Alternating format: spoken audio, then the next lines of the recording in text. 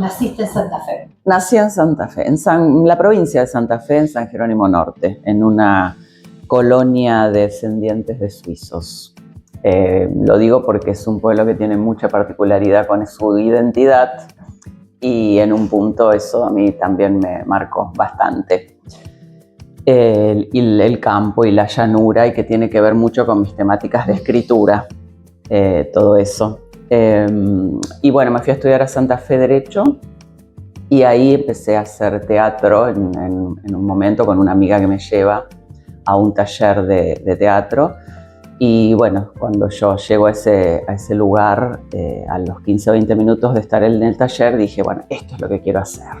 Descubrí el teatro, descubrí esa pasión, esa particularidad que presenta ese universo, que presenta el teatro. Y después empecé a escribir, porque Rafael Brusa, que dirigía ese taller, nos puso a escribir a todos. Él estaba estudiando con Cartoon, acá en Buenos Aires, y entonces estaba él muy entusiasmado con la escritura dramática, y entonces quería que todos escribamos el teatro, que a veces vamos a escribir teatro. Bueno, y ahí nos agrupó a 5 personas, y todos empezamos a escribir, y se decidió hacer mi texto. Entonces fue mi primer contacto, mi primera obra, Opus. La dirigió él. Y bueno, así que escribí mi primera obra y tuve la suerte que se lleve a escena, ¿no? Porque esto también, uno escribe teatro para que sea representado por actores. Y esa es la maravilla de la escritura dramática. Entonces, bueno, yo tuve esa suerte de poder ver en esa primera escritura mía que eso haya ido a escena. ¿Y qué se siente cuando estás escribiendo, terminas la obra y ves eso, todo eso representado ahí? Y eso es muy emocionante ver eso, porque uno mientras escribe fantasea a esos personajes, los ve, les das vida, le pones una cara, y bueno, de pronto eso aparece hecho, ¿no? Está ahí. Es lo específico y lo maravilloso del teatro. En el mejor de los casos me da mucha alegría cuando veo y me gusta lo que veo. Sí. Entonces, bueno, es muy satisfactorio. El otro día me contaba Carlos Santamaría, el papá de Félix, del actor de Maldita, mi obra, que me espiaba, me dice, te espiaba desde la platea, cómo disfrutabas de ver la obra, ¿no? Cómo te reías y cómo te ponías. Dice, y me encantó ver cómo ibas disfrutando el proceso de ver esa representación.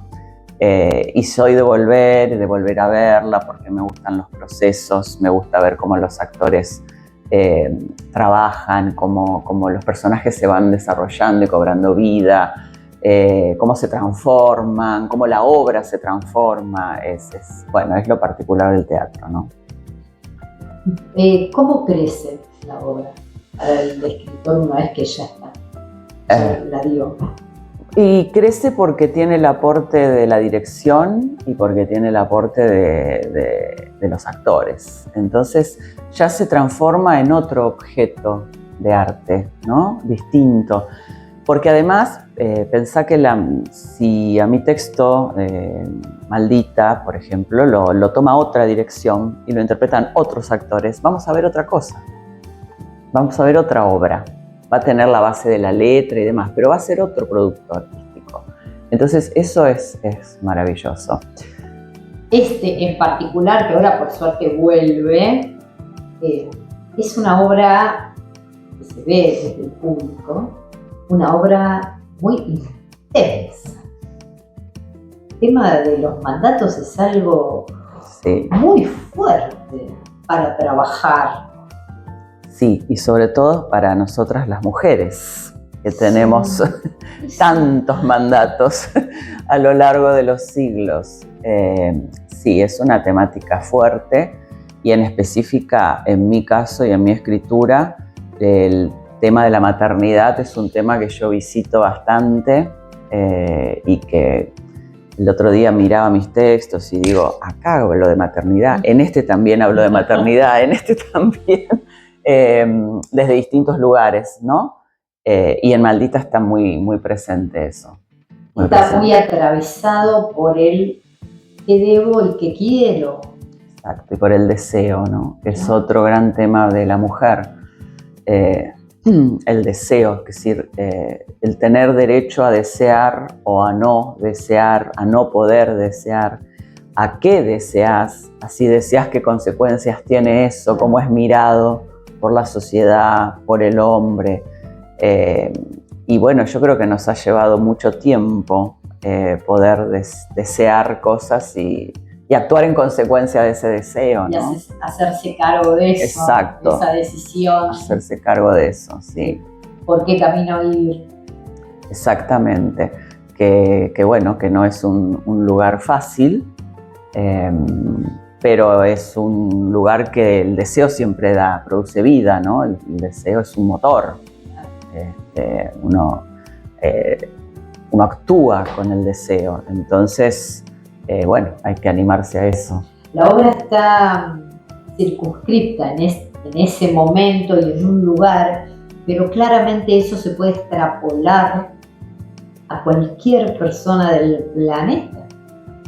Sí, está en una época ubicado y en un espacio, como vos decís, particular, pero de fondo el tema es un tema histórico y es un tema que nos afecta y nos toca desde cualquier lugar, y podría ser un tema de hoy, actualidad, tranquilamente. Incluso un poquito más allá, el deseo puro está atravesado por los mandatos sociales naturales, sobre todo en algunos países.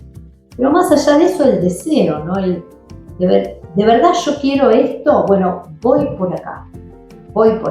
Y las cosas me agobian, me empujan a otra cosa, pero en algún punto va a salir. Me parece que eso es algo que está como, pasa toda la obra, pasa del principio al final, sí. Está ahí, latente. Sí, yo creo que es el gran tema de la obra, Después, quizás el tema de la maternidad es anecdótico dentro de, ¿no? Pero es mucho más que eso, claro. Porque es el deseo, es la sexualidad, es una elección de vida, es probar cosas. Quiero esto que tengo, que bueno, de algún modo se me fue impuesto, en ese caso, lo que se le pone, sí. Pero más allá de eso, es eso que está ahí como con esa pulsión que exacto, tiene. Y la exploración, ¿no? Y el querer, bueno, a ver qué otras cosas me ofrece la vida, qué otras cosas puedo probar, ver, saber. La revelación, ¿no? A la mirada de otro. Exacto. Qué fuerte eso. Cuando termina la obra es un quedarse pensando y decir, bueno, qué reflejo de las cosas y de uno mismo, porque uno se encuentra en muchas cosas. Exacto, y cómo esa decisión en el caso de ese personaje femenino también afecta a los varones, ¿no? Porque y los pone frente a una verdad impensable y decir, ¿y ahora qué hacemos con esto? Yo nunca pensé que me había pasado en mí, que podrías pasar semejante cosa. ¿Qué hago con esto? Exactamente, cómo las decisiones de uno transforman también las vidas de los otros, ¿no? Incluso hay una parte en la que también hay como una suerte de mandato hacia el hombre. El hombre tiene que tener... El hombre tiene muchísimas cargas, sí. Y que si pudiese aliviarlas un poco, sería más feliz también, ¿no? Sí, digo, es un poco todo. Si claro, pudiésemos aliviar esas cosas. Claro, pero el hombre tiene impuesto también muchas cuestiones, sí, ¿no? Sí.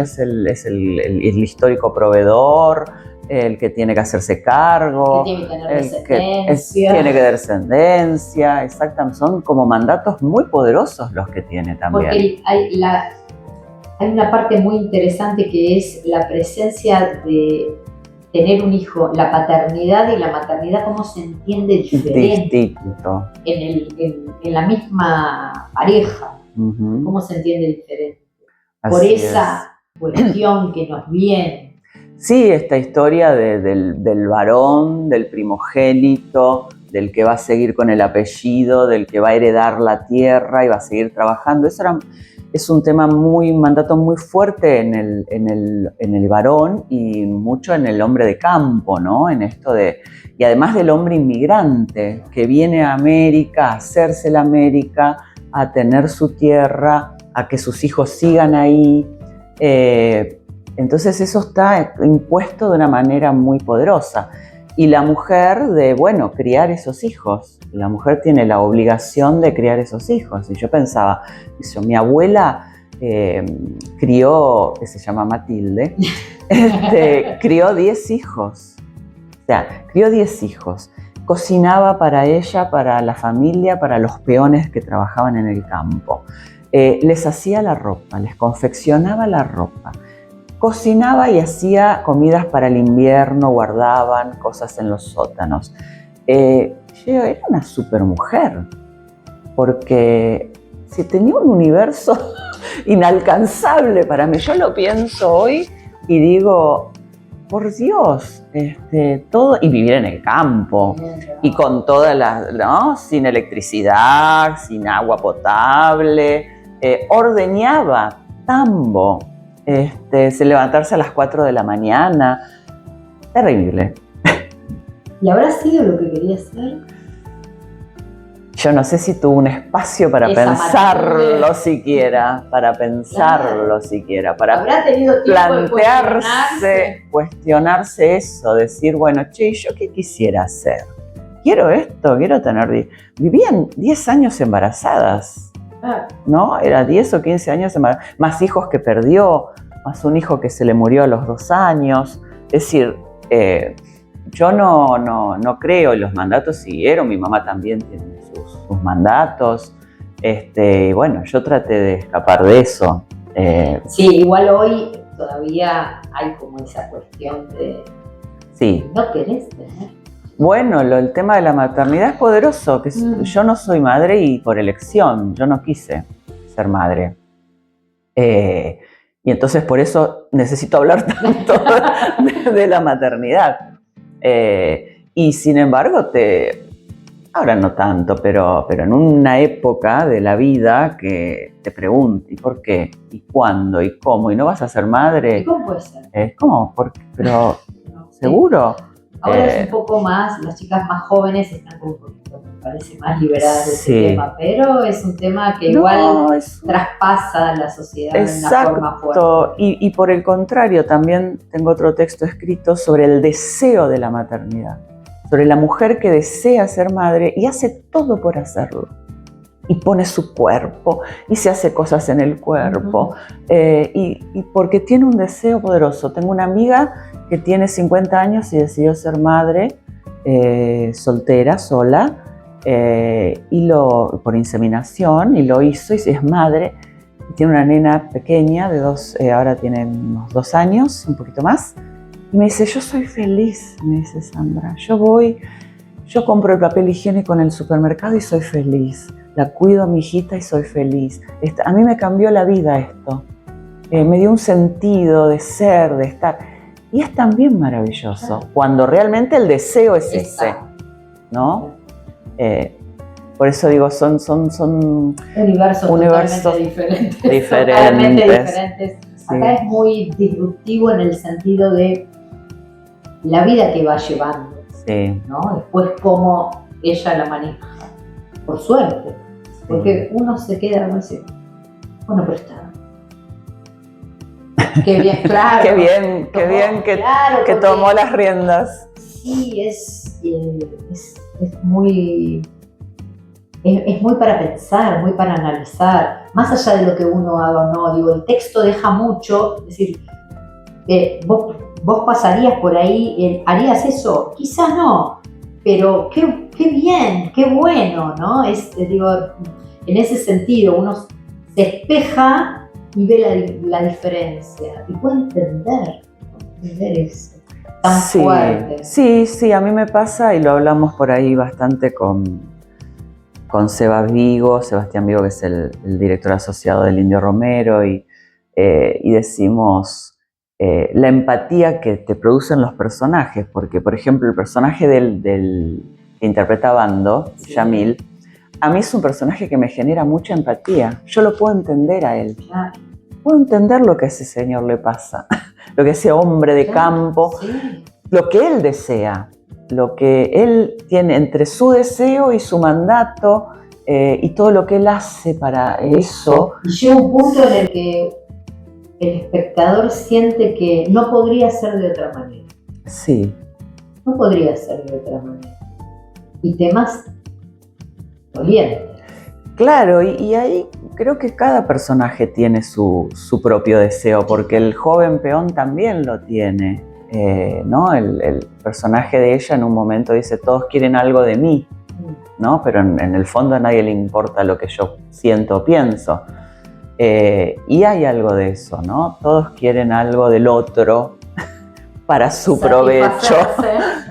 Y también es lógico del ser humano eso, ese sentimiento, ¿no es cierto? Todo el tiempo estamos queriendo algo del otro para nosotros, ¿no? Para nosotras.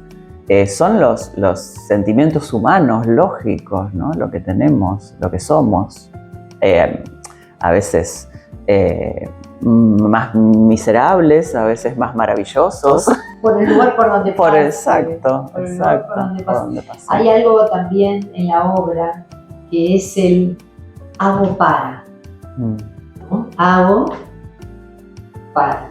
Ese para puede venir o no, y siempre hay ahí una suerte de fricción, ¿no? Bueno, pero yo fui hasta acá. Y lo que me interpela mucho en el personaje femenino es el límite que pone. En algunos momentos, al principio, bueno, cuando está como comenzando todo, cede, pero después empieza a poner límites, cada vez más. Y cómo empodera eso a su deseo.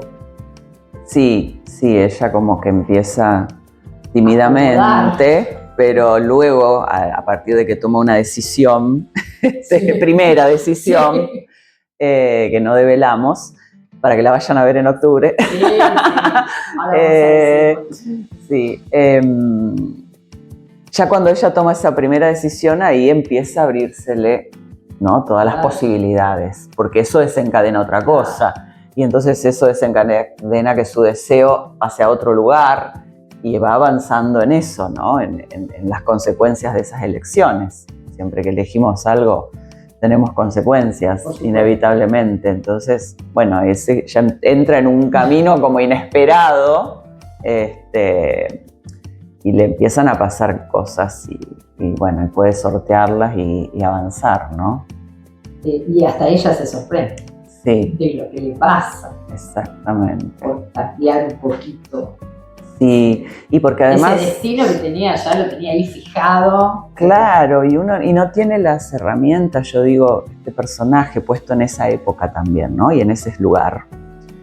También ahí hay una particularidad donde digo, estos personajes no tienen el psicoanálisis, no tienen a Freud, no tienen nada, o sea, ¿qué herramientas tenés? Hay algo también de lo humano casi brutal, ¿no? Primario, y actuar desde ese lugar, ¿no? Los personajes actúan desde ese lugar, con esas pocas herramientas que tienen cada uno. Y haciendo uso de eso. Haciendo uso de eso. Para todo, para la diaria, lo cotidiano, lo que sigue, lo profundo. ¿Por qué Margarita? Bueno, la obra tenía otro título originariamente. Esta obra ganó un concurso en pandemia de la Fundación Arte Vivo que dirige Teresa Costantini. Y en ese momento se llamó Génesis 3.16, que es un versículo de la Biblia, ¿no? El que habla, que dice que el hombre será la cabeza de la mujer, la guiará y ella lo seguirá, ¿no? que fue un poco el disparador de la obra.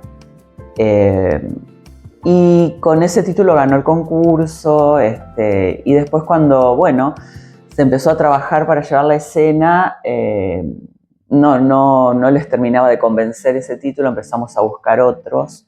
Y bueno, digo, maldita tú eres, ¿no?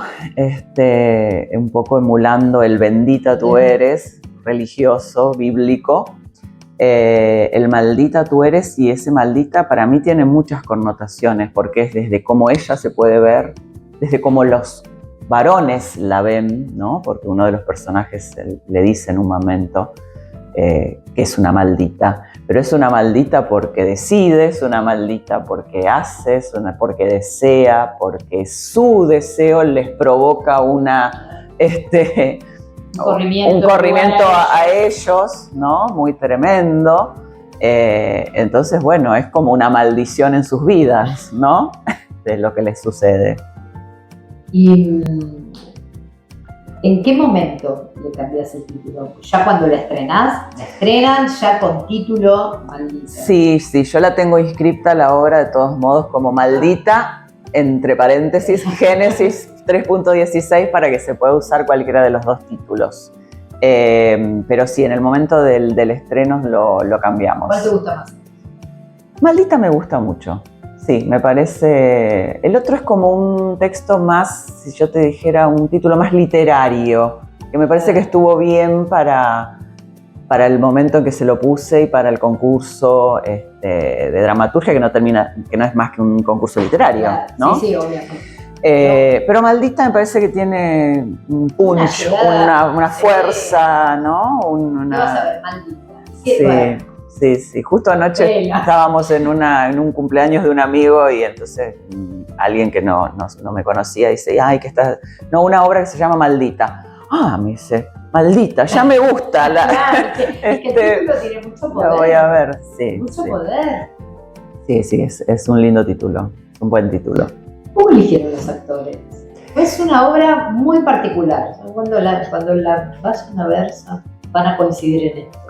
Ahí yo no tuve ninguna incidencia, porque lo que sucede es que en ese concurso el Indio Romero, que es el director, era uno de los jurados. Entonces él lee el texto ahí, le interesó el texto desde ese momento y me dice, yo quiero hacerla. Y bueno, ahí ya la entregué. Fue todo su elección. Exacto, y él eligió el elenco. Él se lo pasó a Bando, esto es lo que yo sé.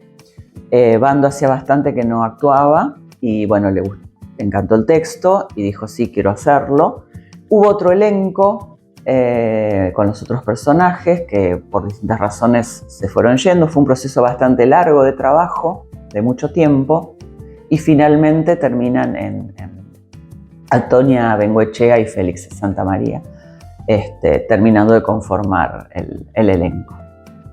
Si bien la obra gira en torno a los tres personajes, el personaje de Bando es un personaje extraordinario. Sí, es un personaje que yo lo retomo también de un poco de algunas otras obras mías, porque hago bastante eso, tomo a veces personajes y los pongo en otros lugares o los corro. Y sí, porque representa algo muy poderoso de mi mirada sobre el varón, sobre sus deseos, sobre su conformación, sobre el patriarcado, sobre muchos temas. Es un personaje muy potente.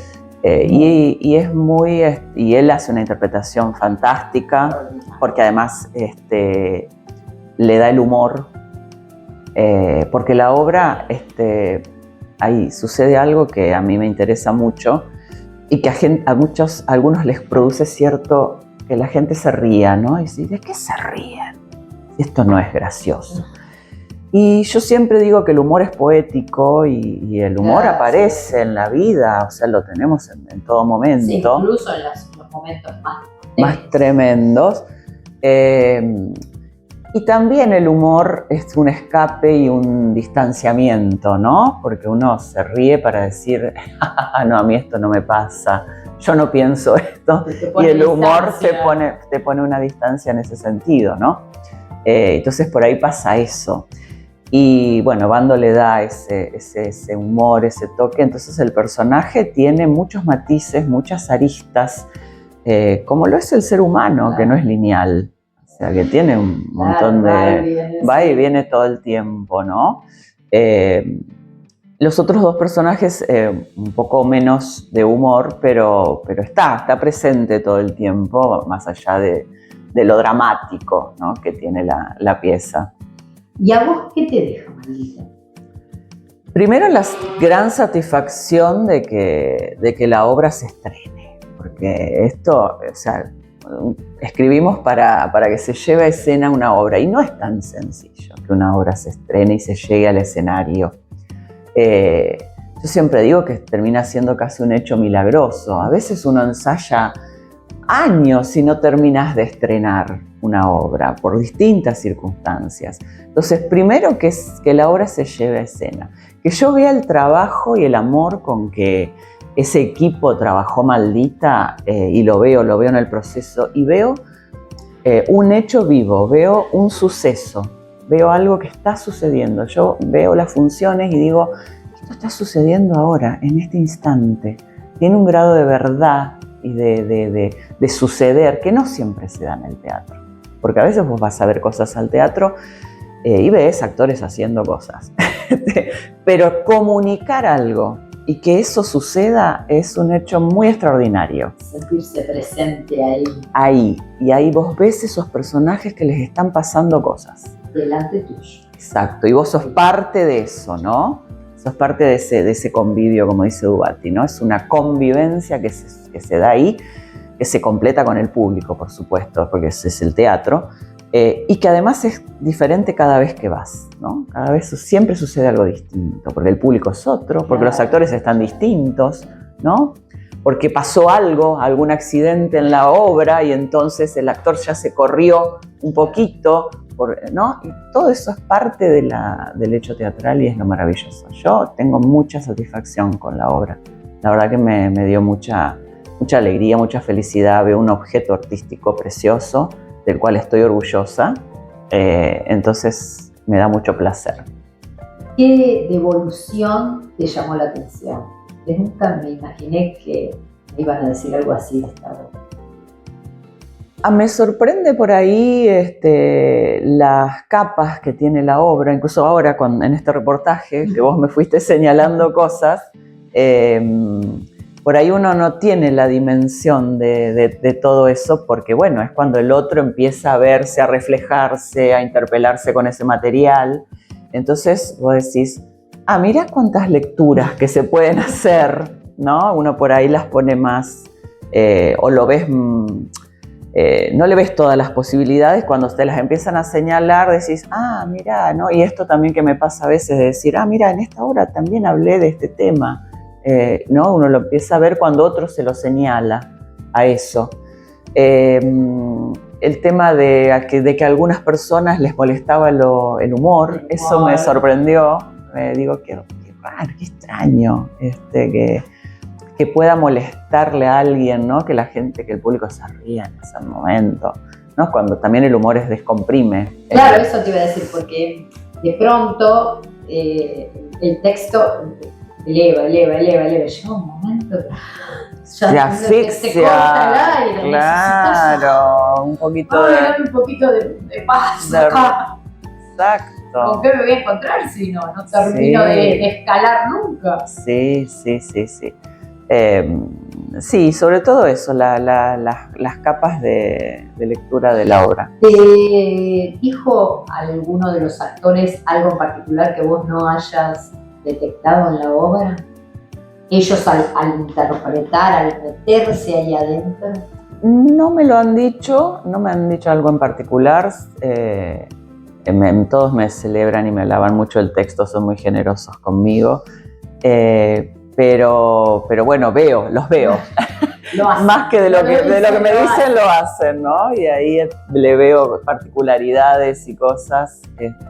No sé, veo a Antonia y veo su cuerpecito, ¿no? Ella es muy delgadita y uno la ve y ves una fragilidad y a la vez una fortaleza y digo, claro, el personaje es eso. Tiene una fragilidad aparente, pero en realidad tiene una determinación y un poder muy fuerte, ¿no? Y quizás el personaje de Avelino, del marido, tiene una impronta muy poderosa y en el fondo es un señor, ¿no? que termina haciéndose cargo de cosas que va descubriendo que le suceden, ¿no? En la vida. Entonces, eso también uno lo termina de ver con los actores, ¿no? En la escena. Me imagino que con todo lo que acá circunscribimos esto a Maldita, pero con todo lo que venís escribiendo, mucha gente te habrá dicho, este es tal, este es aquel. Sí, porque, bueno, tengo una amiga directora que ha dirigido algunos textos míos, entonces Graciela Pereira, cuando me dice, esto está es Angelita de tal otro texto, o es esto, y le digo, y sí, porque, como decía un amigo querido, maestro mío, Jorge Ricci, me repito todo el tiempo, uno se repite también, en un sentido de que es universo. Los temas son claro. A ver, los temas no son tantos. No. Están presentados diferentes. Absolutamente. Con personajes diferentes, y es lo que en la vida misma pasa. Los temas no son tantos. A cada uno le llega y le toca de distintas formas. Totalmente, uno los cuenta de distintas formas, pero los temas son el amor, el deseo, la muerte. O sea, son 4, 5, 6 temas que uno va rondando sobre eso. Y sí, y a veces me pasa que veo y digo, ay, basta, no voy a escribir más de esto, ya está, me canso, me harto de mí misma. Voy a escribir otras cosas. Y después, claro, y lo hablaba con un amigo y me dicen, pero no, Sandra, si ese es tu universo, si yo voy a ver una obra tuya, quiero ver eso, porque sé que vos escribís desde ese lugar y contás desde esos temas, desde esa mirada. Bueno, sí, pero uno también, yo me busco desafiarme y tratar de escribir otras cosas y buscar otras formas y otras estructuras. También es parte de desarrollar mi oficio, ¿no? Pero bueno, los temas están ahí circundando más o menos siempre. ¿Cuánto pesa la abogacía dentro de la escritura?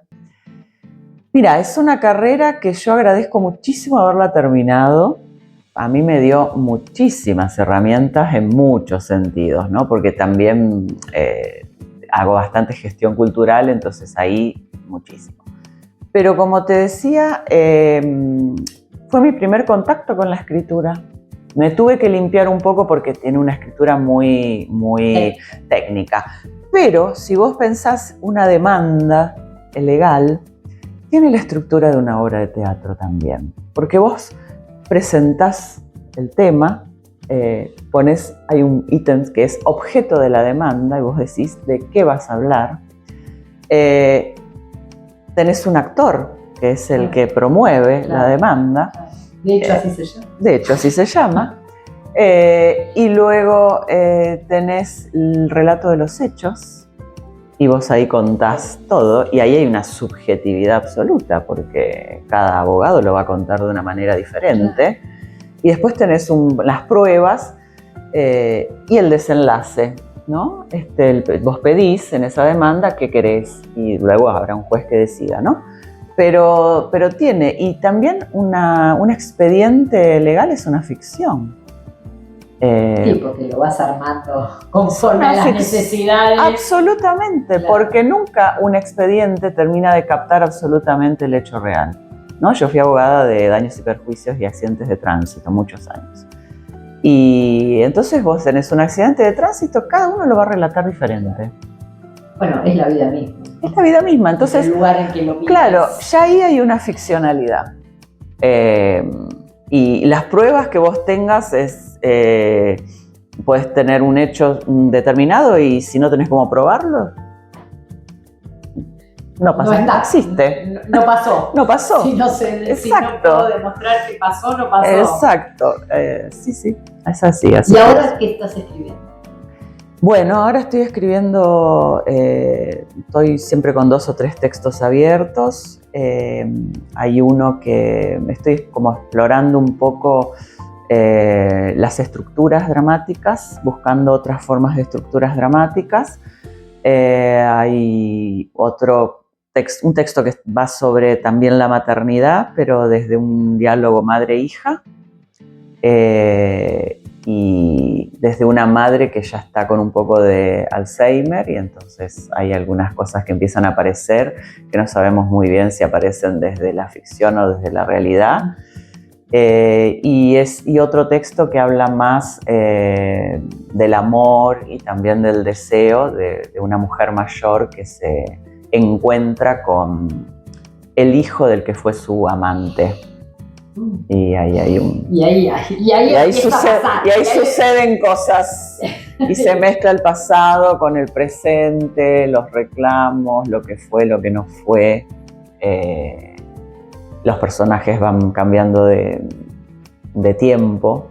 A veces están de 30 años, a veces están de 80 y bueno, y ahí sucede. Y trabajo. Sí, eso me tiene casi un trabajo de arquitectura, porque... nada, me entretiene muchísimo. A mí eso me da un tanto placer hacerlo, sentarme a mirarlos. Volvemos a Maldita. Maldita Sí. vuelve. Maldita vuelve en octubre en el Teatro El Picadero. Vamos a estar en el mismo día y horario, domingos a las 16 horas. Un horario que resultó lindísimo para ir al teatro. Es muy convocante. Sí, sí. Hablaba hace un ratito con alguien ese tema. Hay mucha gente que le gusta ir al teatro, pero los días de semana, a las 8 de la noche, más tarde tampoco, pero digamos, en general es a las 8, están los chicos, el colegio de mañana, el trabajo, Sí, a las 10 a mí también a veces se me hace tarde, digo, ay, a las 10 de la noche, hasta que después, claro. ¿no? Entonces, para mí un domingo, un sábado a la tarde me parecen horarios divinos para ir. ¿Y durante cuánto tiempo? Eso no lo sé, pero por lo menos octubre seguro. Octubre seguro, y por ahí hay alguna función suelta, puede aparecer tal vez antes también, pero en temporada, octubre. Ahora con esto vamos a cierro con estas preguntas. ¿Escribir es? Un estar en este mundo. ¿Sobre qué no escribirías, si es que hay algo? No, sobre aquello que no está en mi universo, pero todo lo tenemos. Tenemos todos los temas. No hay un tema sobre el que no escribiría. No deberíamos irnos de esta vida sin leer a... Ay, tantas cosas. Bueno, no sé, Marguerite Duras,